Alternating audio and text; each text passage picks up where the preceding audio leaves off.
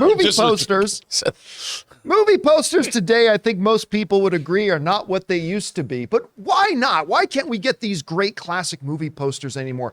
And that is the subject of one of today's Mint Mobile hotline questions of the day. Listen, if you guys have a topic or a question you'd like to bring up and you'd like to hear your voice on our show, go ahead and call our Mint Mobile hotline anytime 24/7 at 951-268-4259. And one of today's questions is specifically about where's the art of the movie poster? Check it out. Hello, John. My name is Jim. I love the show. And much like your love of movie trailers, I love movie posters. However, I am dismayed at the state of movie posters. If you go on Netflix, all the movies have basically been thumbnailed, right? So I'm looking at one right now. It's a picture of Justin Timberlake's face, and it says Reptile. What am I supposed to make of that? What do you think about this trend, and how do you hope that it goes in the future? Bye. All right. Thanks a lot for calling that in, Jim. And yeah, look, I think we all would agree that movie posters are not what they used to be. I mean, it used to be that a movie poster would come out, and I'm talking about like back in the days when I was a kid, and like they'd be art. They'd be pieces of art, and they're gorgeous and they're beautiful. Now, I remember going into a Blockbuster one time, and I noticed, I can't remember which movie it was, but I noticed there was a movie and the cover on the DVD case was not the regular movie poster. It was something else. And it obviously didn't look as good. And I remember going up to one of the, either with clerks or one of the managers saying, hey, why do you guys not put the regular poster on that? Not realizing it wasn't actually Blockbuster that put the posters on them. But I said, why don't you guys have the regular poster on the DVD covers? And they said something to me that I didn't appreciate at the time, but it's taken me a half a lifetime to realize, was this: the attractiveness of the cover of the DVD case does not help sell or rent DVDs.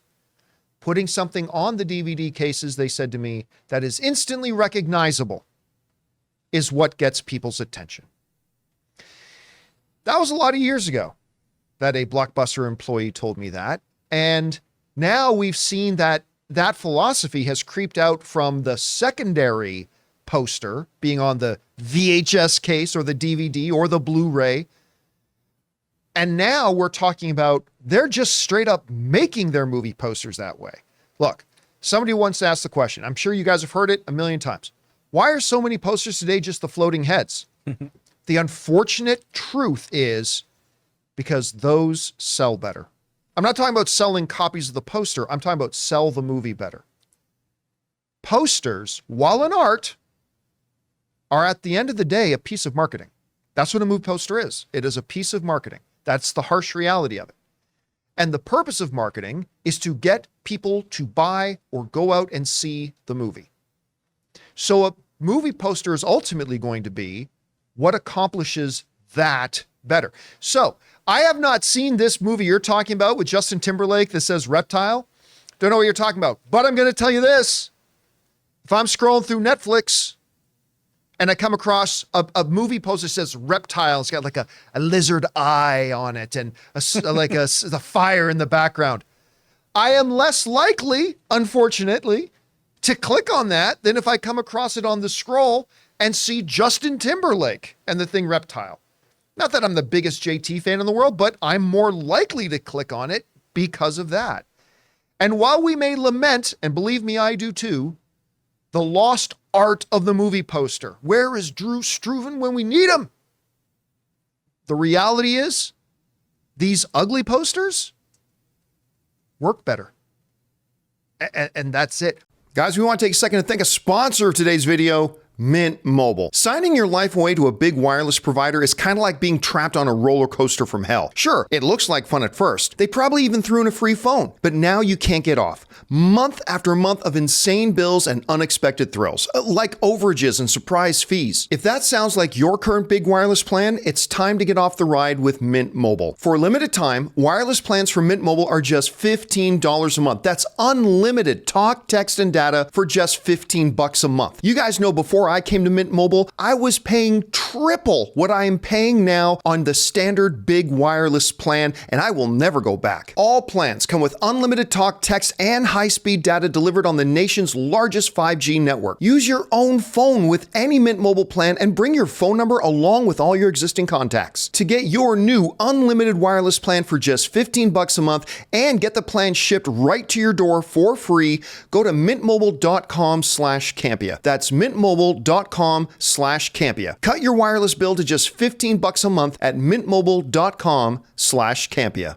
Rob, as somebody who I know appreciates the art of movie posters, when our caller calls in and says, do you notice that posters aren't as good as they used to be, and why is that the case? How would you respond? Well, I loved movie posters. I collected movie posters for a long time. Most of my movie poster collection is hanging at the third floor, a previous company. But I used to collect posters because in a single image, it would mythologize the entire movie itself. If you look at the original Tom Jung poster for Star Wars, everything you need to know with Luke holding the lightsaber high, Leia at his feet, R2 and 3PO, and it's an incredible image, and it immediately tells you everything you need to know about the movie that you're going to see. But what happened was movie posters themselves are not necessary anymore. I mean, key art, you might see everything that we're seeing now, you might see on billboards or something, but now we're getting marketed to online. There isn't like the circular or the movie section of a newspaper that you would open up and they'd have a full page ad in black and white. So our viewer was very astute by saying, like, Reptile, I believe, is directed by Benicio del Toro. He directed it. He's in it too. But you need a single image that people can look at and go, oh, I like Justin Timberlake. Click. They don't even know, because now nobody knows what the movie is. To your point, look at this image that Jonathan has up right now. Seinfeld, 4 big faces. Witcher, Henry Cavill front and center. Stranger Things, 2 of the main characters right up front. They have to make that instantly recognizable. To me, when I remember it really beginning was in 1983 with Flashdance. The image on the movie poster and the actual was just Jennifer Beals sitting on the ground with her torn gray sweatshirt and her leg warmers, and that was it. It said Flashdance, and that was pioneered by Jerry Bruckheimer and Don Simpson. They did the same thing the year later. There's the image. That image, everyone knew that image. In 1983, everybody knew what that was. Everyone knew what it meant. Everyone knew what a feeling was after they saw that. And then Simpson and Bruckheimer did the same thing the year later with Beverly Hills Cop, where it was just Eddie Murphy sitting on the cover or sitting on the hood of a red Mercedes with the gun. And that was it, man. They didn't need posters. And by the way, those were photographs. And suddenly the star cell and movie stars also got to weigh in and say, oh, they didn't used to have control over marketing. There it is, another poster that Simpson Bruckheimer pioneered, and that changed movie marketing forever, because you realize we don't have to pay artists anymore. And the stars love it because they got control. They had to sign off on their images. Yeah, because it was shortly after that things like, we talked about this before, we're in a lot of stars' contracts now. Their placement and predominance on the official posters is now part of their contract. Totally. I think there's like one of the best things a poster can do before a movie comes out is, obviously grab your interest.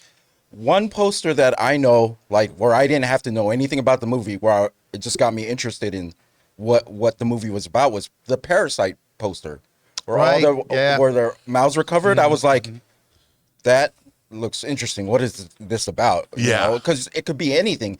I think after a movie has its run, I think you can come out with all the artsy posters that show everything in the film. But before it, I think it's important to get people's attention before a movie comes out. My favorite kind of poster isn't one that's art or a photograph, but in principle is a poster that in one frame captures the spirit of the movie. I agree. So when you look at posters today, the posters they use today to market and sell online or whatever, Shawshank Redemption, it's a big Morgan Freeman head, a big, the characters, all that kind of stuff. But I remember that poster that was just of Andy on his knees in the pouring rain with his hands up.